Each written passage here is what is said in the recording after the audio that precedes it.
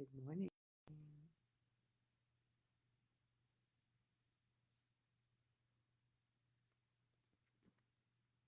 September 1st.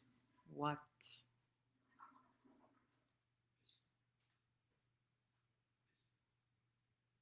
Summer is almost done. It used to be a sad thing.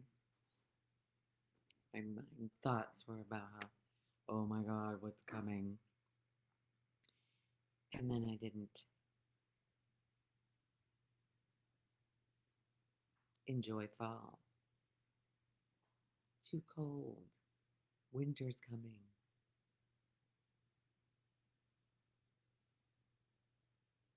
Thoughts about what's happening.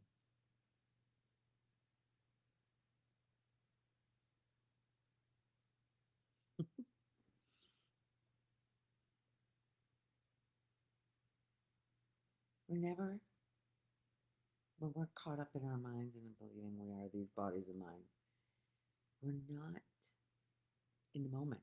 Nothing is fresh and new.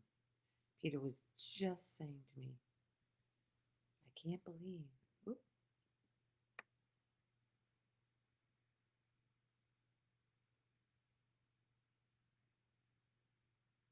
saying internet connections an issue again, like it always says. Anyway, he was just saying, when I said it was September 1st, he was like, every day, same old day. And then it's September 1st already. It's only the same old day because we're caught up in the same old thoughts, the thought patterns. So yesterday when we went to the beach, good morning, Cynthia. Hmm. Welcome back. Yesterday at the beach, or on the way to the beach, there was so many revelations that came about control and about how we think we need to, because something happened, and then it made us start thinking about stuff, watching our thoughts going into the future of how we need to do this so this happens or so this doesn't happen. Really? All in belief that we are in control of this. And I just came up with, it's funny because um, Robert Adams is one of the best teachers ever from way back. And he said, this one is, you will be amazed at how things magically fall into place when you surrender and let go of the illusion of control. We only think we're in control. We think we need that control because we don't trust that life. Good morning, Margie. We don't trust that life knows what it's doing. Our minds want to control. Good morning, John. Oh, love right back at all of you, all three of you, and whoever is watching this. Mm, just for entertaining this, just to be a little bit willing to let this idea sink in, to let this freedom sink in to your, just hearing it, being open to hearing it. Anyway, so I saw that the control thing, how each thing that comes up with our minds are instantly thinking into the future of how I need to do. Can you imagine letting go of I need to do and just trust that it's going to do? Well, after talking to mom and dad and the thoughts were gone, and I was like, what is going on? Back when I was 35 years old, just flowing with life, not feeling like I needed to control anything, just as it's coming, just flowing with it. Imagine how that would feel. Not having to be in the mind, the mental noise of I've got to, they should, he should, that all of the shoulds and I need. Ah, surrender, take that deep breath. No, I don't need to do anything. It's gonna just happen. It's effortless. Life is effortless. Your mind's not gonna agree with this. It's gonna go, yeah, but, yeah, but, yeah, but. If I don't do da da da, can you let go enough and just trust it? You can. It's a matter of asking yourself if you will let yourself let go. You will be amazed at how things magically fall into place. That word magic is how I felt at that time after talking to them and all the I'm stupid, the things that I didn't even realize were there. I didn't realize that at the bottom of every human, our belief is when we feel separate from life or God or love, we believe that we're not enough. The immediate feeling is I'm not enough. And guilt, I'm doing it wrong. Guilt of I've done it wrong. This is what I wrote about. Um, so I was in this, we were in this situation, I don't know how many years ago now. One of our anniversaries, the kids were with family or somebody, and we went to Nicotawas Lodge in Maine. Beautiful place for the whole weekend. We did kayaking and four wheeling, and we took the kayaks on the lake. And all of a sudden, we came across this mother duck. And she had like 10 little babies behind her 10, 12, whatever. There was a whole string of them following her. And we thought, oh, that'd be so cool to get close to them. So we we kayaked towards them. And all of a sudden, all of them went under the water. They were gone. They were literally gone. They disappeared. Every single one of them, mom included. Mom came up first, but she was way away, and she only had one duckling with her. The rest of them were popping up all different places. And I was like, oh my God. It was the worst feeling. This mama duck lost all her babies. They were so far away from her. So we were trying to get them to go. It wasn't working. Oh, this affected the rest of that kayaking trip for me. The heavy heart, I did something wrong. How horrible. Why would that rest of that trip just felt, I didn't even enjoy it. I don't even remember the rest of it because it was all about the ducks. But as we were ending our kayak trip, a thought came. Not if I did something wrong and all the shit that goes along with that. It came, it wasn't my intention to have those ducks not be with their mom anymore and whatever fate they were going to get. It wasn't my intention. And I learned from now on, no matter what wildlife is out there, kayaking, I'm not going near them. Leave them alone. Because I'm sure she went on to have more ducks the following year or whatever, lay more. I mean, I don't know that either, but I can think that. It feels good to think that. But that was instant relief, getting me to see how I think is how my life is going, how I think about it, not how it's happening. We don't even notice because we're not in the now. We are in our thoughts, which are constantly berating us because we feel separate. So it's at us. It's that I can do it wrong. That's a big one. That's a real big one. But there was another one I posted this morning. Okay. You have to understand that your body will take care of itself. This means no matter what you put in it, In this dream, it seems like people are going with it has to be organic. It has to be blah, blah, blah, blah, whatever you eat.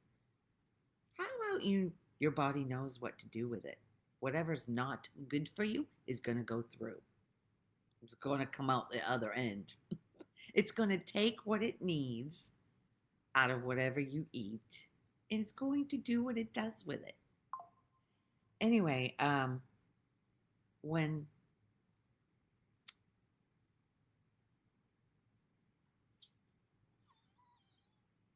I lost it. Jesus, I couldn't do one of these without losing the train of thought. Um, yeah, noticing how this counts what I ate yesterday to see how I did yesterday. I watch those thoughts all the time to see, oh, did I eat too much yesterday? All of that is thought. If you don't believe, if you could remove yourself from those thoughts, that's when the flow happens. When you see the thoughts, see them for what they are. Bullshit. They don't have to mean a thing. You give meaning. Your mind gives meaning to thoughts, and you can go with those meanings, believing them without even questioning. Or you can test it and say, wait a minute, that thought isn't true. Anyway, you have to understand that your body will take care of itself. It knows what it's doing more than our minds. The dream will go on by, hi, Jeannie. The dream will go on by itself. You will do whatever it is you came to this earth to do without you thinking about it, without you trying to make something happen, without trying to straighten out anything in this world. Imagine not having a thought of somebody else is doing it wrong. They should be doing it my way. They, they. The minute I hear they, I know it's bullshit. I know it's saying shit. They should be. Three fingers are pointing back here. When I say to Peter he shouldn't be eating what yesterday? Oh, he started eating. We only got a small bag of Fritos because Fritos, we love Fritos, but we don't like to eat a lot of them. I didn't want a big bag, but we ended up finding a perfect size bag for us to split. And he opened them before he eats. And when we go to McDonald's, yes, we go to McDonald's. We went there yesterday.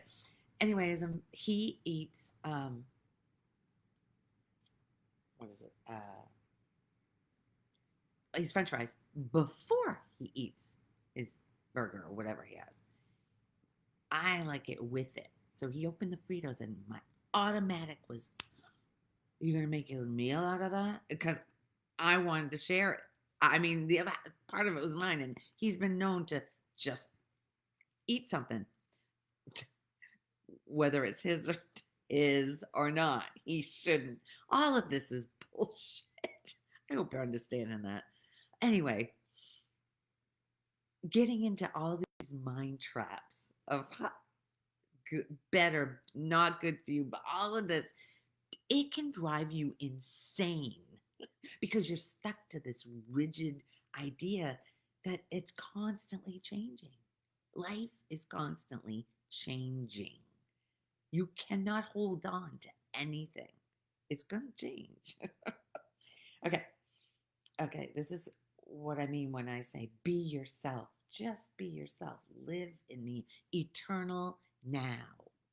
Now. It's eternal. But we have decided there's time, past and future. You think I ended up, when he was done with them, I ended up that's, that's why you have to laugh. You have to freaking laugh at yourself. That's the number one. I think that's why I get along with most people, is because I laugh at myself. I don't take a lot really seriously. It's lightheartedness. And like what I said, when I was in the flow after talking to mom and dad all those years ago, it felt like magic. It literally, not being stuck in those thoughts and just flowing with life in the eternal now, not having to say this is good, this is bad, constantly in those thoughts, which are constantly talking about life, meaning to life, instead of just flowing with it without a thought. Yesterday, went to the beach and it was such a flow. The flow was magical. That's just not being stuck in all those thoughts. It's just the way it's supposed to be. That's the way it can be. Let's put it that way. The way it can be when you see the thoughts and you recognize you're not them. Being in the world, but not of it. Anyway, this is live in the eternal now. It's only now. Past and future are gone. It's only thought. It's not real. It's not reality.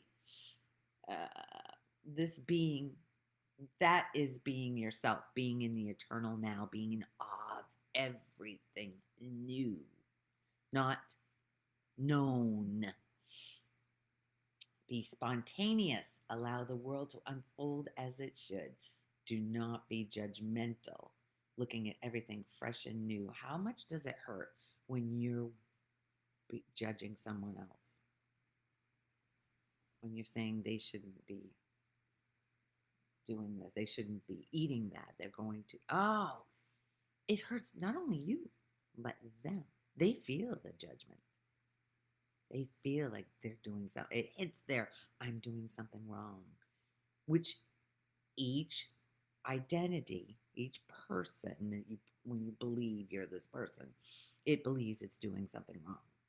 It's a entity in, it's not really. It's a belief in an entity inside, judging every now. It's constantly judging, but you don't have to be attached to it. It's constantly judging, but you don't have to be it. You can recognize it and go, oh, sorry. That was me thinking I know better. It's so simple. Sorry. A simple sorry, but that ego, that little identity, does not want to be sorry. It doesn't want to admit it's wrong. Ever. And that's your sure sign right there that you're attached to it, that you're believing you are it, which is where all the pain is. All the, I'm not enough, something's wrong with me, something's wrong with them, something bad's gonna happen. That's a big one. Something bad's gonna happen. How much bad's gonna happen actually happens? When you look back and you think about times in your life where you were gripped in fear of something happening that didn't happen, it's way up in the 90s. 90% of this is crap. Okay. Look, oh, he says, do not be judgmental. Look at everything fresh and new with awe. This tree that we look at, the water that we look at every day, awe and gratitude. We're not separate from it. Oh, and I cut my nails. It's a pain in the ass having long nails. Yeah. For Lori, she can't do it. She don't want to do it. Let's put it that way. Okay. Who am I? Ask yourself, who am I? Then things will begin to happen. Robert Adams. If any of you are drawn to this message, I can't remember what's the name of the group, but it's Robert Adams. I think just type in the search bar Robert Adams. It's very simple. He puts it in such simple to understand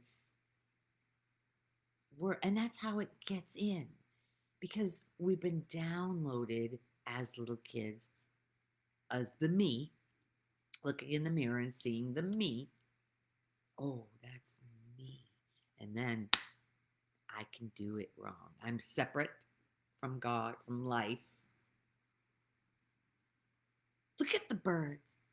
Did you ever watch the birds? Or any animal? It's just flowing with life. It's not, there's no thoughts of, he should be doing it different. Or look at a flower. Doesn't judge the other flower for being prettier or opening before him or being late to open. It's just blooming. What if we're just blooming every day? Just blooming. Ooh.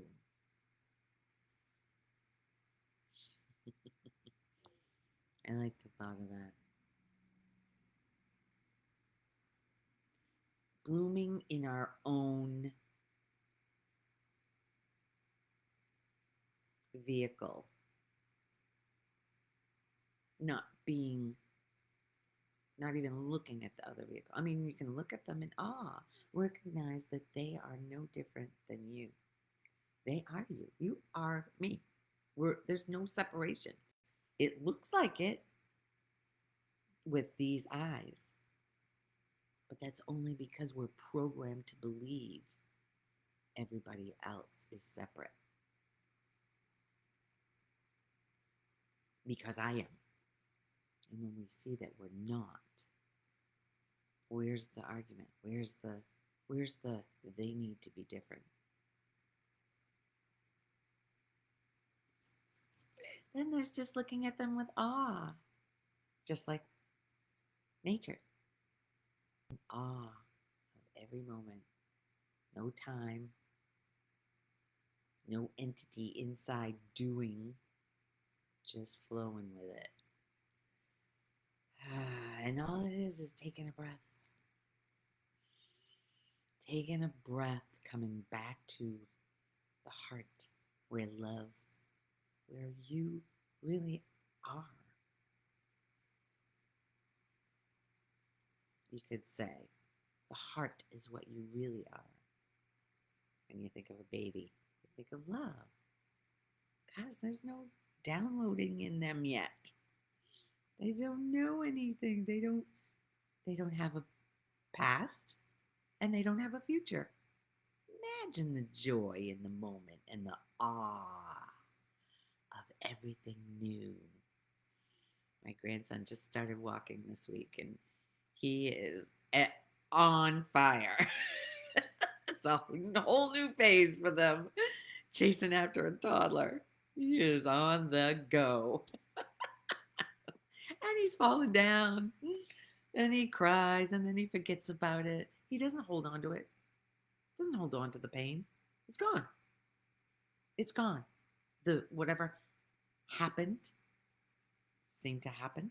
He fell, hit his chin or whatever. Does the cry, and it's over.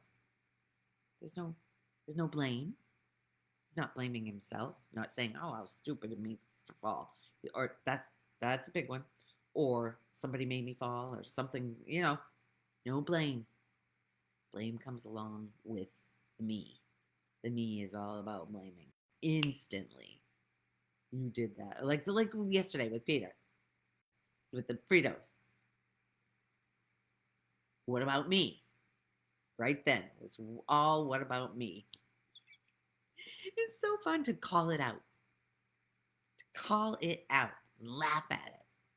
That's the best, is to laugh at it. As soon as you're serious, being serious about anything, you know you're in the dream. You're believing the dream.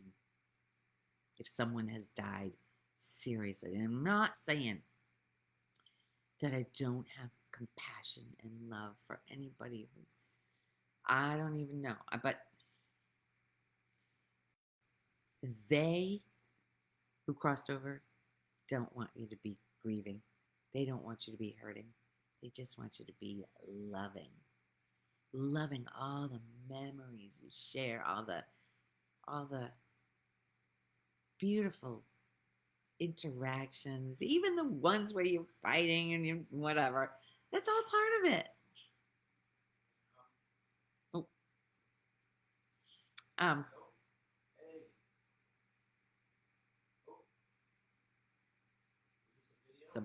somebody's somebody's fishing outside, and Peter's trying to answer a phone with a video. It's a video, but he's apparently it's a regular phone call. Oh my god, it's too funny. Anyway, so you guys have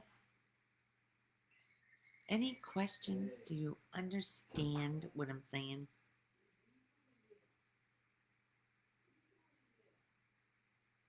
Is I I just remember when I was the student, if you will. I You give your grief so much love. She's with you all the time, Cynthia. Yes. Yes. Yes. She is. Your precious baby girl is with you all the time, just like my parents. I still haven't felt any grief. When you have that love and gratitude for yourself and the people that seem to be gone, gratitude for everything, everything, even the judgment and it there's no room for it because when you're in appreciation of anything, that is the number one. That's the best feeling. Appreciation, even if it's something that seemingly hurts and causes a contraction inside. Right there, you know, right there, you know that you are in the dream, that you are attached to this body, believing it's what it is, what it seems to be. I was literally projecting all of this.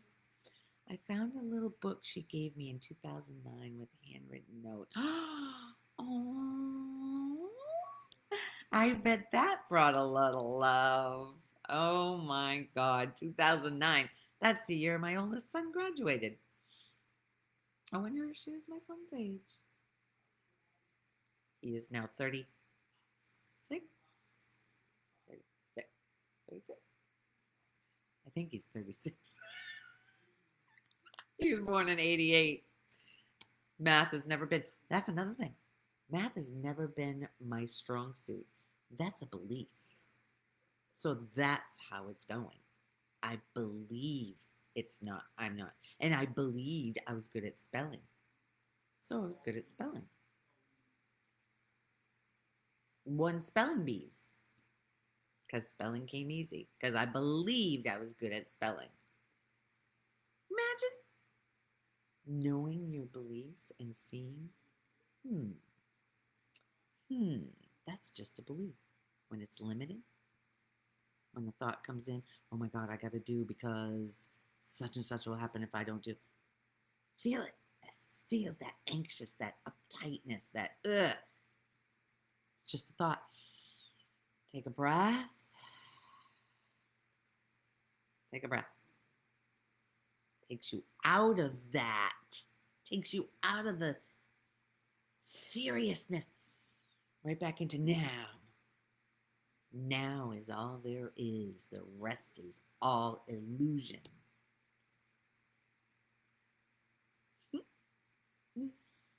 Awesome, Cynthia. I'm so happy for you. I mean, for the avatar, this human, that has to be the worst. Well, one of the biggest fears, because the biggest fear of is for it to die, which is what this message is all about.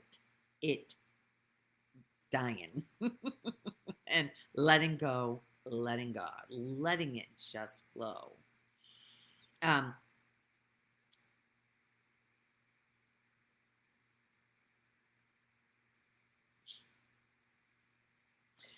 to start counting how many times I lose it in the middle of doing this. There's so many thoughts. Yesterday there was so much clarity. There was something I said to Peter. I'm like, that's it. That is it. And he couldn't argue with me. Bottom line is believing these thoughts causes pain and suffering. That's it. All the thoughts are past and future, keeping us away from what the only reality is now. That's all there is. The rest is illusion. And that's what causes pain and suffering. And when you start breathing, you get out of all that and brings you right back to now. You could be in the worst pain, believing you're in it, whatever. Believing this is in something horrible. When you breathe, follow that breath right down. You can bring it all the way to your hips. The more you're out of it, because I've been talking about being in the closet and just sitting, following my breath, it brings me right to now where there's no thought. That is the best feeling ever. It's peace when there's no thought, and it seems to be growing. I am committed to sitting, even when there's nothing to do. Lately, I've just been sitting, focusing on it.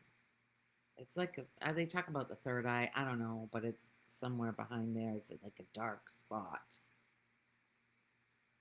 that seems to be focused on, and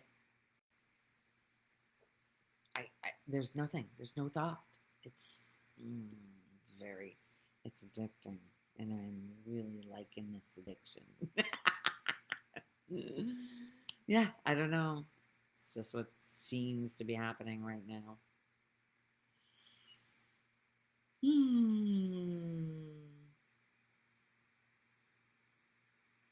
I think that's it. I missed Eli. Yep, I did. Playing on the floor. Oh, he's on the drop. Down in the shed. He's playing in the shed. Oh, he brought him. Nice. He's in that bag. Maybe he's still in the bag. The bag is in that bedroom. All right. I gotta go look for a hat. I remember seeing it. I don't know what I do with it though. It can't be far. Anyway, I love you guys. Thanks for being here again for another Sunday. Oh, and I'm not sure about next Sunday. Oh, because Jeannie and I are going to be in California again. Send light and love to all. Have a blessed day. You too, Cynthia. All of you, Margie, Jeannie. I love you all. Jeannie, I'll see you Thursday. Wow. I'm pinching myself. Anyway, so I'm not sure. I'm not sure about next Sunday. I'd like to be able to do it out there, but it's 3 hours. 3 hours ahead. Or behind. So it'd be 6 a.m. I don't know. I can't tell. I don't know. I'd like to be. But we'll see. Anyway, I love you guys. Have a great rest of your week. And today. Bye.